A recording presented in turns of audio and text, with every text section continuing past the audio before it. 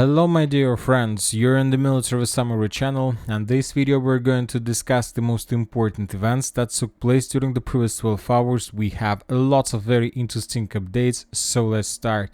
And first we're going to talk about Krasnohorivka, the city that located in the western direction, in the western Donetsk direction. As you can see, we have three icons from this territory. The Russian sources published the videos of how they were clearing and attacking the Ukrainian forces inside of this stronghold. The Russians are saying that they are able to take under control and to secure up to 50 buildings per day. So the progress is not so fast, but anyway, we see that the Russians are moving further and further in the northwestern direction and the Ukrainians are retreating.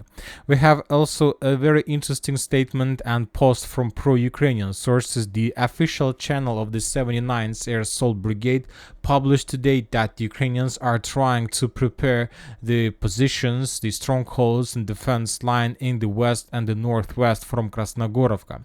So as we discussed in the previous updates, now the Ukrainians are trying to rely their defense on this line. So we'll see whether the Ukrainians are able to do this or not, but also according to the statement, the Ukrainians understand that the situation is very difficult, and that there are a lot of people who support Russians, mainly people of old age and 60 plus, and they support Russia and they provide the Russians a lot of reconnaissance information. We have also very interesting map of fire anomalies, and as you can see, according to this map, currently the main fire anomaly is located in these farms, which confirms that most likely in the very near future, let's say maybe today, maybe by the middle of the week, the Russians will try to capture this small farm and to establish complete fire control over the main supply roads that goes from the west, from the mainland, from Kurakhova toward Krasnohorivka, at least along Dachny Street, along this small. Of course, the Ukrainians will continue control the Kapzhmita Street, Kapzarya Street that are located in the north, to the north of the river Flazova, but anyway, they will not be able to hold these streets for a very long time. Now let's move further. A few updates from the western Avdiivka direction or Pokrovsk direction. During the previous 24 hours, for the first time probably since the beginning of May, we haven't received any updates about any additional Russian progress on the ground.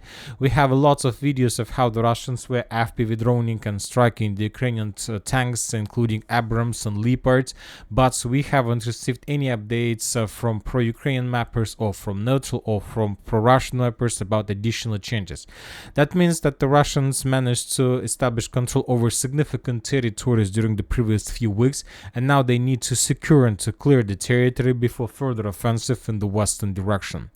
Now let's move to New York, to Donetsk agglomeration, and during the previous night we received significant number of updates and details about this direction. If you remember, just yesterday we were talking that the Ukrainians abandoned up to 2 battalions somewhere in among these fortifications and strongholds. 2 battalions were abandoned, they were encircled. Currently there is operational encirclement. The Ukrainians are no longer available to evacuate these 2 battalions without suffering significant losses. Now let's talk about the changes on the ground. According to different mappers, pro-Ukrainian, neutral and pro-Russian, the Russians during the previous 24 hours managed to improve their positions significantly. As for the Russians, as you can see according to this map, the Russians captured everything until this small river. So half of the contested area was captured by the Russians, according to information we have. So let's add this on map. So this is the progress of the Russian forces during the previous night. Of course, not just during the previous night, but probably for the previous few days. According to pro-Ukrainian mappers, the Russians managed to improve their positions along the eastern line towards the village of Alexandropol and Panteleimonovka.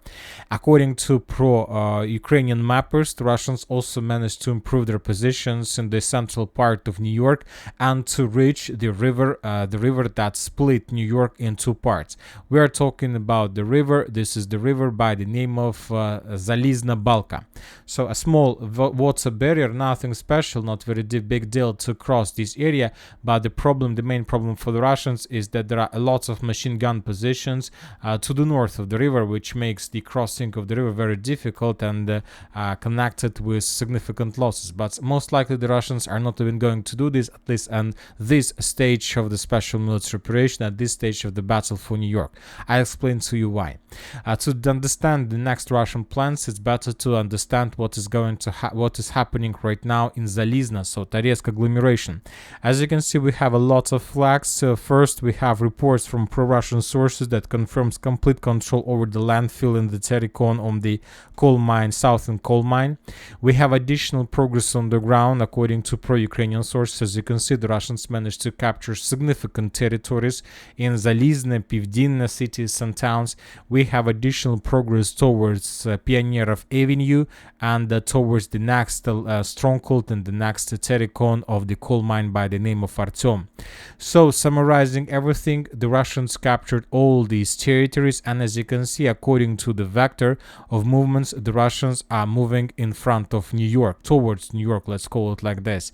Furthermore, we have geolocation that confirms something like artillery preparation before further Russian offensive operation, and very likely that the Russians have already captured this stronghold as well. We still haven't received geolocations that can confirm this, but we received geolocation that confirms artillery preparation and very heavy fire from the Russian side.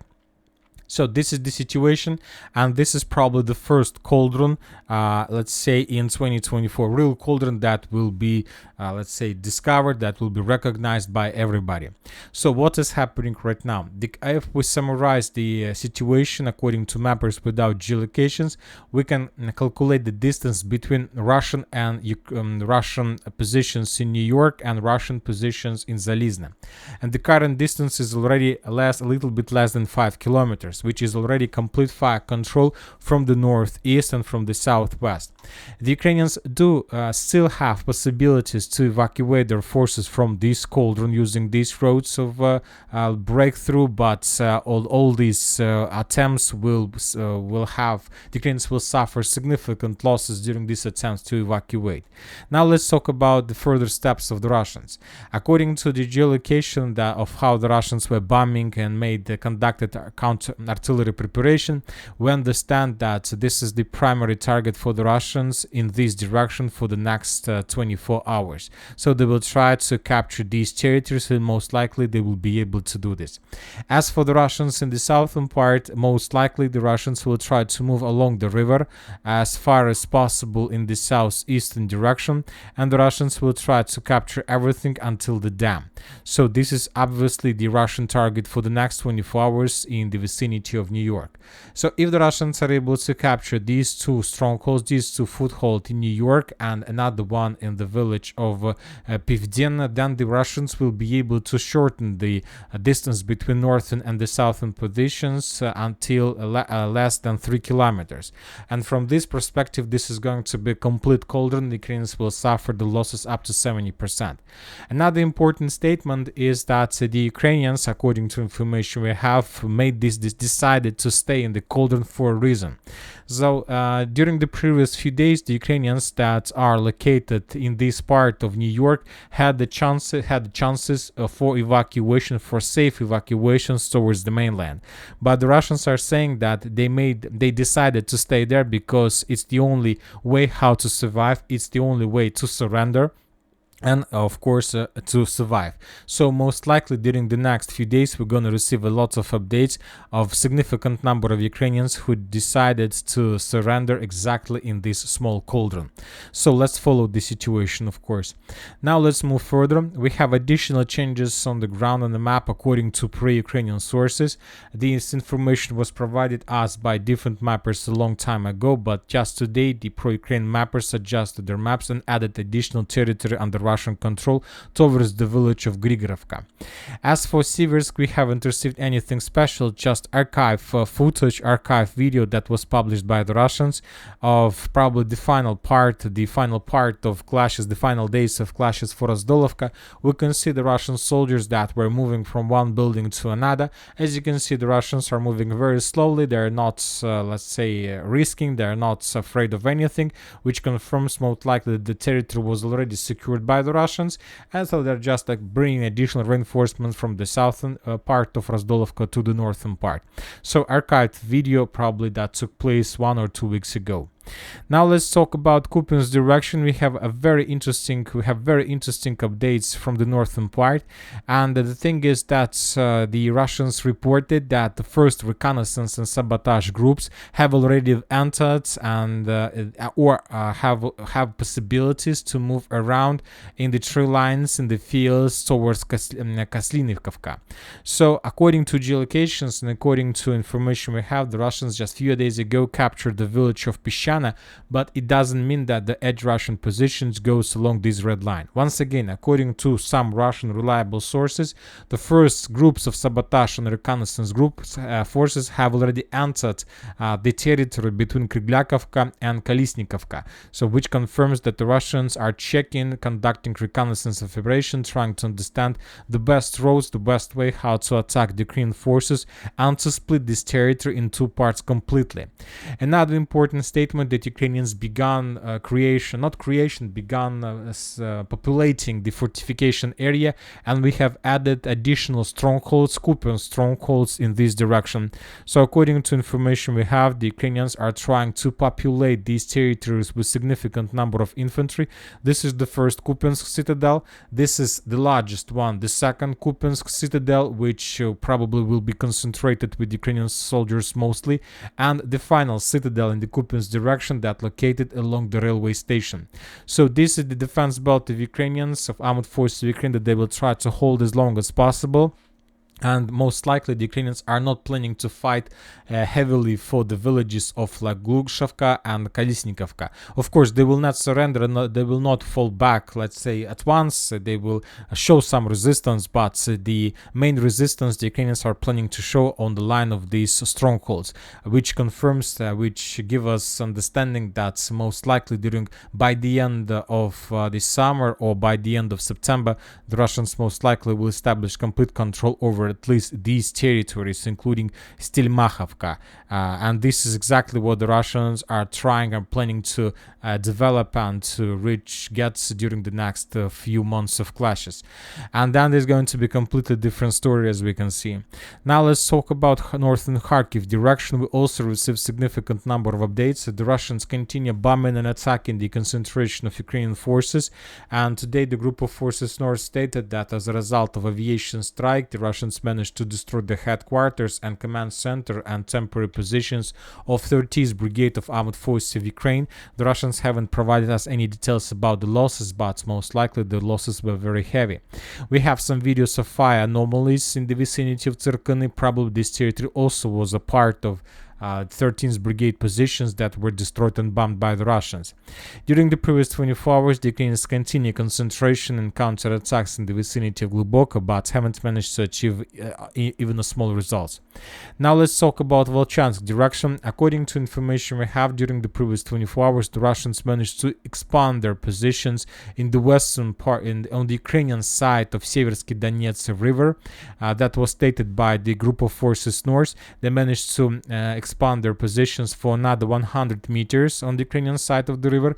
Most likely the Russians have already concentrated or about to concentrate the critical mass in this area, and most likely soon we're going to start receiving first updates about very heavy clashes and Russian offensive operation in direction of Sinelnikova and Tsehelny, with the purpose to cut the Ukrainians from Volchansk and to create another cauldron, but in the southern and the northern Volchansk itself. As for northern Volchansk, we continue receiving videos of how the Russians were bombing this territory with FAB 1000, 500, FAB 3000, and many other different types of weapon. That's it about the situation on the ground. We have additional and important updates about the situation in the world. Currently, Zelensky discussed and think how to prolong his legitimacy.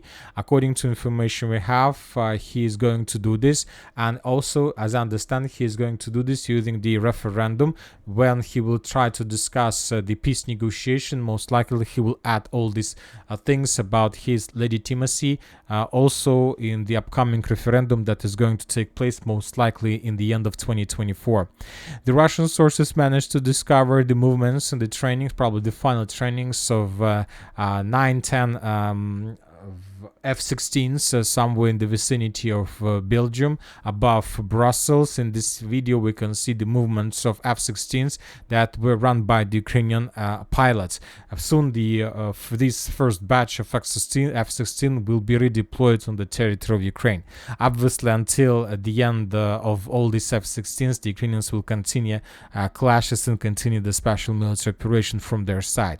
And the most important updates are coming, of course, from the United States of America. According to information we have, Biden is out. He published his personal letter where he was talking and reminding people about everything good that was made during his term, during his while he was the president, and he asked United States of America to unite, to be together, because the United States of America, the people of the United States of America, just have to remember that they are the United States of America. And we have after he published this post, we got lots of reactions. First reaction we got from Donald Trump. He stated that Donald Trump commented on the removal of Joseph Biden from the election. In a statement to CNN, he said that he is awaiting the Democratic nomination from Vice President Kamala Harris. He noted that she will be easier to defeat than Biden. He called Biden himself the worst president in the history of the United States of America. Then we have official post that was published in the Twitter, in the X social network. Also the same story, the Biden is the worst, and he also added that America will be great again. And the final statement we got from the speaker, Mike Johnson, who asked Joe Biden not just to take him off, to take him out from the race, but also to resign the presidency. And most likely Joe Biden will refuse this proposal, of course, this demand, because there are still a lot of things that can be done by Democracy Party, and there are still chances for them to win the president elections. And that's it for this video. Military Summary channel reminds we condemn any violence in the world. Thank you for your watching. Subscribe to my channel, put your likes, join my Patreon, and have a good day. Bye bye.